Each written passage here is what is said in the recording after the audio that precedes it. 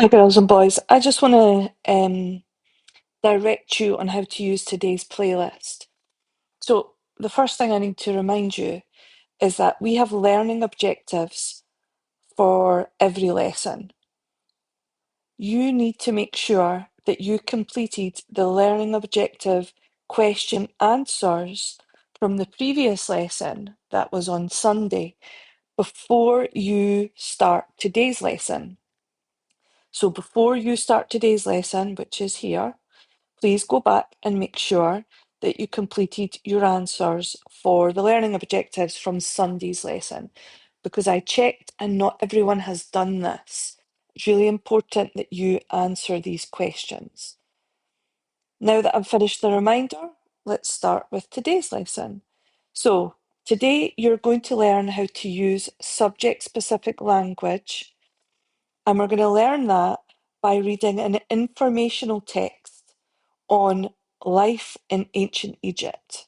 Subject specific language is when we use words that are particular to a certain topic or subject.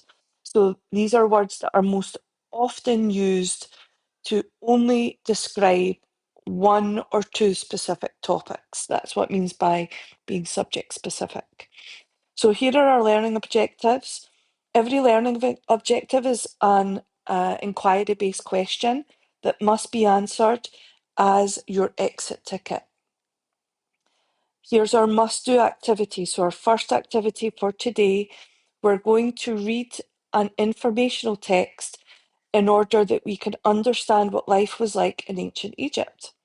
You will find this text on Google Classroom. It's called Interactive Worksheet Life in Ancient Egypt. So you can flip back now to the stream on Google Classroom, find that worksheet, and you can click on it, and it should look like this. Okay, so once you've found that, come back to the playlist. Okay, and then I need you to be clear that how we're going to assess your understanding of ancient Egyptian life is through annotation. Now, annotation is when you use highlighters, you underline, you circle, you asterisk, which is a little star, and you make notes on a text that you are reading to help you understand the topics better.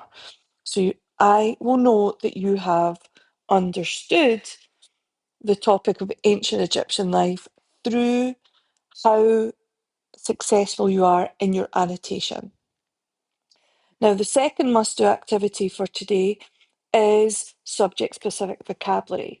To do this activity, I need you to access a website called vocab.com, and you can do that easily by clicking this link, and it will take you automatically to your own page, right? Now, I've already joined this class, so it's said that I've joined it. But when you join the class, there's going to be a box here, and that box is going to say, let's get started. And you should click on that box, and it's going to take you to your first activities. Now, another way you can do it is you can access this part here. So I'll show you. The number 3 here shows I have assigned 3 vocab activities to the class. You can go here, and if you scroll down, it's going to take you to your assignment and activities, and here they are. Now, I've created 3 vocab lists, sorry. A first tier word list, a second tier word list, and a third tier word list. The first words are easiest, the second list of words not so easy, and the third tier words are more challenging subject specific words. Now, you do not need to complete all 3 lists. You need to complete 2 out of the 3 lists. So you can choose which of these 2, okay, you have to do 2 out of the lists, not 3. So let's have a look at first tier words. It's going to take you to your first action. So you need to select the correct meaning for the word active. Here is my number one tip, right? To get this answer correct, you must read it carefully. There are no workarounds. In order to get this answer correct, you must read everything carefully before you select. The students who get lower scores on vocab.com are the ones who are trigger happy. They just click on something as soon as possible to get on to the next activity. You will get negative points for that because you need to read things carefully in order to select the correct option. So please read carefully. Now, this is how we're going to assess the vocab.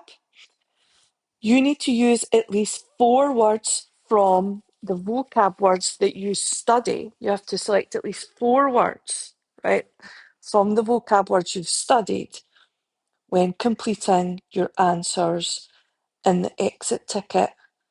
Factual, conceptual, and debatable learning answers. So you must use 4 words from these lists in your answers here. And guys, we are also going to have a vocab quiz next lesson, so please make sure that you have learned the words because it's a team vocab quiz and you will want your team to win. Now, if you finish everything, you can read your SSR book, but please make sure that you do not leave class without completing your exit ticket, which is these answers here. Thank you very much. See you next class.